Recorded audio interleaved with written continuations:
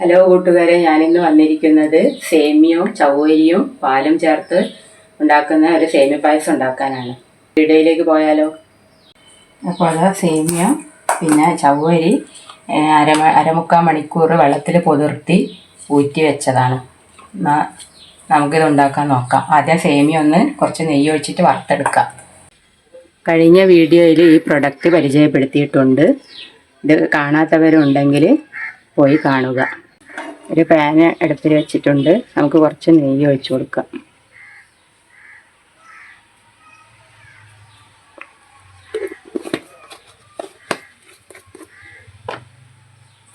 നെയ്യ് ചൂടായതിന് ശേഷം ഈ സേമിയ ഒന്ന് വറുത്തെടുക്കാം, റോസ്റ്റ് ചെയ്തെടുക്കാം.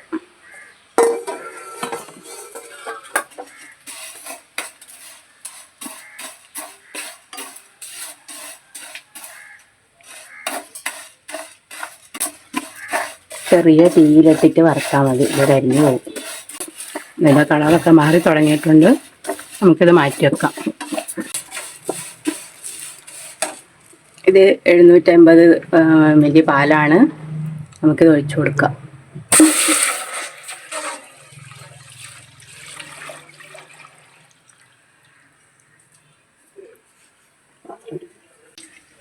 പിന്നെ 1 കപ്പ് വെള്ളം കൂടി ഒഴിച്ചു കൊടുക്കുന്നുണ്ട്. പാല് തിളച്ച് വരട്ടെ.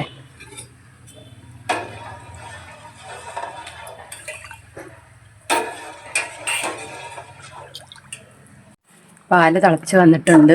നമുക്കിതിലേക്ക് ചവ്വരി ഇട്ട് കൊടുക്കാം. ഇത് കഴുകി ഊറ്റി വെച്ച ചവ്വരിയാണ്. ഇട്ട് കഴിഞ്ഞതിന് ശേഷം നന്നായി ഇളക്കി കൊടുക്കുക.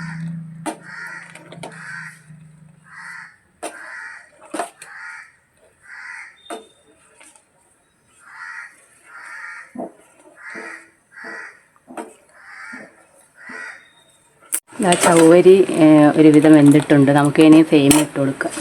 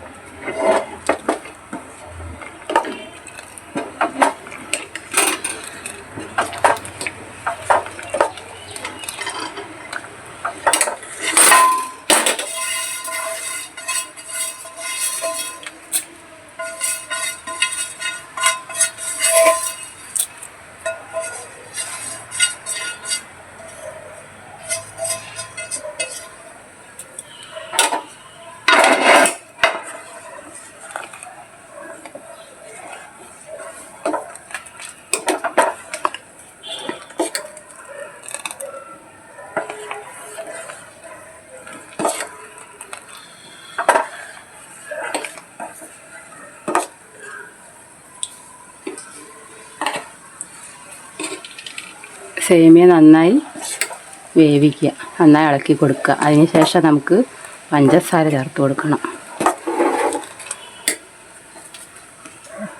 1 കപ്പ് പഞ്ചസാര ഞാൻ ചേർത്ത് കൊടുക്കുന്നുണ്ട്.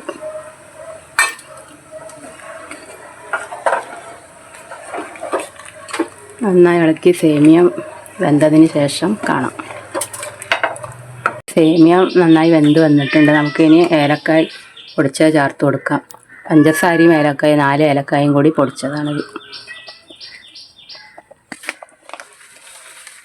ഇതിൽ അണ്ടിപ്പരിപ്പ് മുന്തിരി ഒന്നും ചേർക്കുന്നില്ല. അതിവിടെ ആർക്കും ഇഷ്ടമല്ല.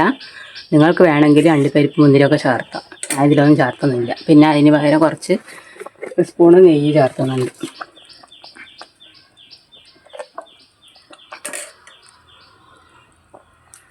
അപ്പോൾ നമ്മളെ പായസം ഇവിടെ റെഡിയായി. എല്ലാവരും ട്രൈ ചെയ്ത് നോക്കണം. പുതിയ വീഡിയോയുമായി നമുക്ക് വീണ്ടും കാണാം.